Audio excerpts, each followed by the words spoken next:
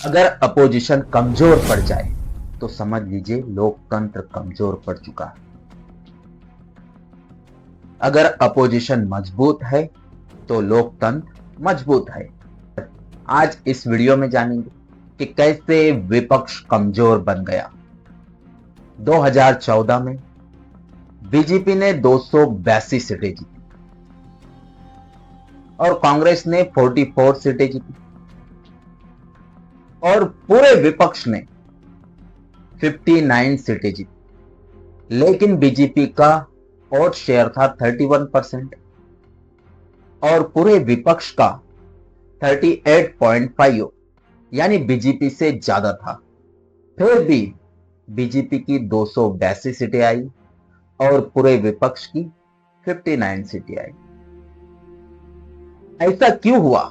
इसकी एक ही वजह थी कि विपक्ष बिखरा हुआ था, आपसी मतभेद थे, आपसी लड़ाइयों की वजह से वो एक दूसरे के खिलाफ हो गए।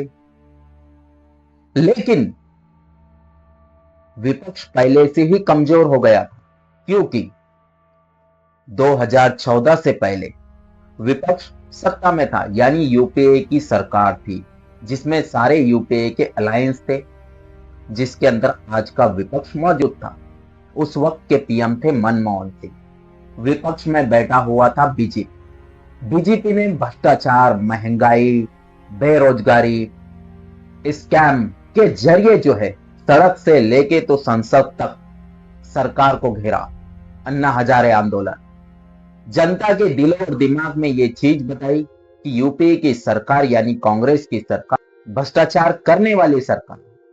2009 में कांग्रेस ने 206 सीटें हासिल की थी, वो 2014 में 44 सीटों पर सिमट गई।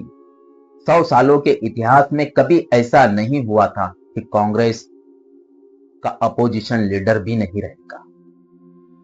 ये पहली बार हुआ था। लेकिन उसके बाद आता है 2019। 2019 के अंदर भी बीजेपी ने 303 सीटें जीती और कांग्रेस सिर्फ 52 सीटें ही जीत पाई। 2019 के अंदर बीजेपी और कांग्रेस की सीधी टक्कर थी। 186 सीटों पर कांग्रेस और बीजेपी आपस में लड़ रहे थे, जिसके अंदर से बीजेपी ने 175 सीटें जीत ली, यानी 94% सीटें बीजेपी जीत चुकी थी और 11 सीटों पर कांग्रेस जीत पाई। इसी चुनाव के अंदर कांग्रेस के बड़े बड़े दिग्गज हार मान चुके थे, यानी उनकी हार हो चुकी थी, जैसे राहुल गांधी। क्यों हारा विपक्ष? इसकी वजह थी कि विपक्ष ने जनता के मुद्दे नहीं उठाया। दूसरी बात कि वो आपसी मतभेद में उलझा रहा, खिंचातान में उलझा रहा। जैसे कांग्रेस बनाम ममता बनर्जी, कांग्रेस बनाम अखिलेश यादव। हर जगह, हर स्टेट के अंदर कांग्रेस से छोटी पार्टियों का झगड़ा चल रहा था, जिसका फायदा बीजेपी ने उठाया और बीजेपी अपने अलायंस को जोड़कर चल रही थी। वो हर कदम जो है फूक फूक कर रख रही थी और जीत को उनका मकसद था कि 2019 का इलेक्शन भी जो है बहुमत के साथ जीतना है। 2019 के अंदर कई ऐसे राज्य थे जिसके अंदर बीजेपी का 50% से ज्यादा वोट शेयर बढ़ा। अब बीजेपी इतनी क्यों ज्यादा जीत पाई? इन 10 सालों में ऐसा क्या किया बीजेपी ने कि जिसकी वजह से बीजेपी जीत पाई? सबसे बड़ा था हथियार बीजेपी का, वो था इलेक्टोरल बॉन्ड। सभी पार्टियों के अंदर बीजेपी के पास सबसे ज्यादा चंदा था, यानी 60 से लेकर 70% इलेक्टोरल बॉन्ड के जरिए उसको 10,000 करोड़ का चंदा मिला था और पूरे विपक्ष के पास चंदा था सिर्फ 2,000 करोड़। आप इससे अंदाजा लगा सकते हो कि सबसे ज्यादा मार्केटिंग पे जो खर्चा होगा, इलेक्शन पे जो पार्टी खर्चा करेगी, जिसके पास सबसे ज्यादा पैसा था, तो पैसा बीजेपी के पास था, इसीलिए उसका फेवर सबसे आगे था। दूसरी बात थी मीडिया। 2014 से तो 2024 तक हर इलेक्शन में मीडिया बीजेपी की साइड लेता रहा। हर प्राइम टाइम के अंदर विपक्ष को विलन बना दिया जाता है और बीजेपी को हीरो बना। तीसरा पॉइंट है बीजेपी के पास, वो है उसकी सोशल विंग यानी आरएसएस। आरएसएस हमेशा 24 घंटे जो है लोगों से मिलती रहती है, बीजेपी का फ्री में प्रचार करती है और बीजेपी को आरएसएस के ऊपर खर्चा करना भी नहीं पड़ता है, क्योंकि बीजेपी आरएसएस की ही बनाई हुई एक शाखा है। बीजेपी को वजूद में लाने वाला भी आरएसएस। लेकिन इन सभी विपक्ष के पास सोशल विंग नहीं है, चाहे फिर वो कांग्रेस हो, समाजवादी पार्टी हो या ममता बनर्जी की पार्टी हो। इनके पास एक के पास भी सोशल विंग नहीं है, जिसकी वजह से 2019 के अंदर भी जो है बीजेपी ने जीत हासिल। 2024 का इलेक्शन आते आते महंगाई, भ्रष्टाचार, बेरोजगारी से जनता परेशान हो चुकी थी। कानून बदला जाएगा, लोकतंत्र खतरे में है, ऐसे मुद्दे उठाने में भी विपक्ष फैल रहा, क्योंकि उनमें आपसी सहमति नहीं थी। उनके पास एक स्ट्रांग लीडर नहीं था कि वो सबके सब एक ऐसे लीडर को अपना नेता बनाए, ये पूरा का पूरा चुनाव लड़ सके या वो जनता के सामने इन मुद्दों को लेके जाता। सिर्फ एक लीडर था, वो था राहुल गांधी। वो कोशिशें कर रहा था, लेकिन पूरा विपक्ष खामोश था। बात आती है कि 2024 के अंदर बीजेपी इतनी कमजोर होने के बाद भी जीत कैसे गई। इसका सबसे बड़ा वजह थी कि विपक्ष के अंदर एकता नहीं थी, यूनिटी नहीं थी। इंडिया अलायंस से नीतीश कुमार यू टर्न हो चुके थे। कांग्रेस के बड़े बड़े 100 नेता जो है बीजेपी में शामिल हो चुके थे, जिसकी वजह से भी जो है 2024 में भी अच्छा परफॉर्म नहीं कर पाए। लेकिन 2024 का जब इलेक्शन हुआ तो एनडीए ने 293 सीटें जीती, जिसके अंदर से बीजेपी ने 240 सीटें जीती। कांग्रेस 99 सीटों पर ही सिमट गई। इंडिया अलायंस के पास 234 सीटें ही रही और फिर से मोदी सरकार बन गई, यानी मोदी फिर से गवर्नमेंट में। लेकिन इतना सब कुछ होने के बाद भी विपक्ष कमजोर क्यों रहा?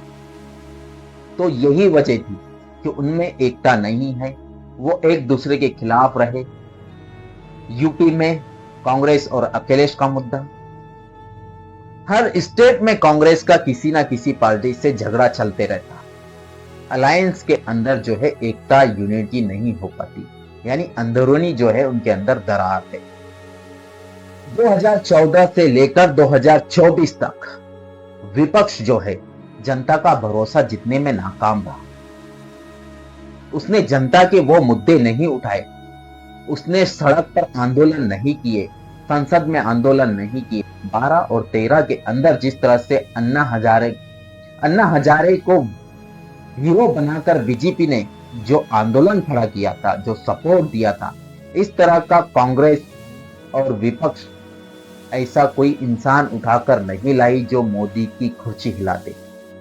मोदी गवर्नमेंट में भी जो है राफेल घोटाला, वोट चोरी, इलेक्ट्रल बॉन्ड घोटाला, इस तरह के कई स्कैम हुए हैं। अब सवाल वही है, क्या विपक्ष वापसी कर पाएगा? तो हाँ, इतिहास गवाह है, विपक्ष वापसी कर पाएगा। 1977 से लेके 1998 तक अटल जी के बाद अडवाणी जी, इन सब ने जो है सड़क से लेकर तो संसद तक सरकार को घेरा और फिर सत्ता में भी आए। अब 2029 के अंदर विपक्ष को जरूरी है कि जनता का भरोसा जीते। इस तरह के ईवीएम और संस्थानों को दोष देने से बेहतर होगा कि वो जनता के मुद्दे उठाए। महंगाई, बेरोजगारी, पेट्रोल, डीजल, जिस तरह से महंगाई बढ़ रही है, इतिहास गवाह है कि ऐसा किया जा सकता है। यूके के अंदर जो है लेबर पार्टी ने वापसी की, अमेरिका के अंदर डेमोक्रेट्स पार्टी ने वापसी की। तो यह संभव है कि विपक्ष वापसी करता है, आज नहीं तो कल वो वापसी करेगा, लेकिन उसको जो है जनता के मुद्दे उठाने होंगे। भ्रष्टाचार, स्टूडेंट के मुद्दे, किसानों के मुद्दे, इस तरह के आम जनता के मुद्दे उठाकर आंदोलन खड़े करना होगा। उसकी वजह से ही 2029 के अंदर जो है विपक्ष मजबूत हो पाएगा, यानी सत्ता में वापस आएगा।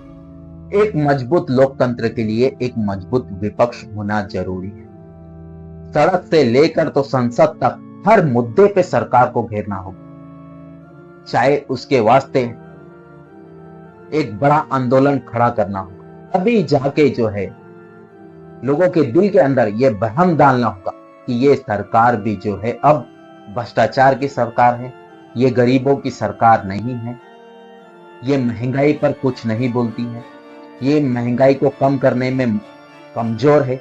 अब यही मुद्दा है कि इस सरकार को कमजोर बताना होगा, और लोग जब इस बात को मानेंगे तभी जो है विपक्ष वापसी कर पाएगा। लेकिन हम तो यही चाहते हैं कि विपक्ष मजबूत रहे। आपको क्या लगता है कि 2029 में विपक्ष वापसी कर पाएगा? क्या 2029 में विपक्ष का पीएम बन पाएगा? हमें कमेंट करके जरूर बताएं। अगर आपको ये वीडियो पसंद आए तो लाइक कीजिए, अपने तमाम दोस्तों में शेयर कीजिए। चैनल पर नए हैं तो सब्सक्राइब कर लीजिए, बेल आइकन के बटन को प्रेस कर दीजिए ताकि नई आने वाली वीडियो की आपको जानकारी होती रहे।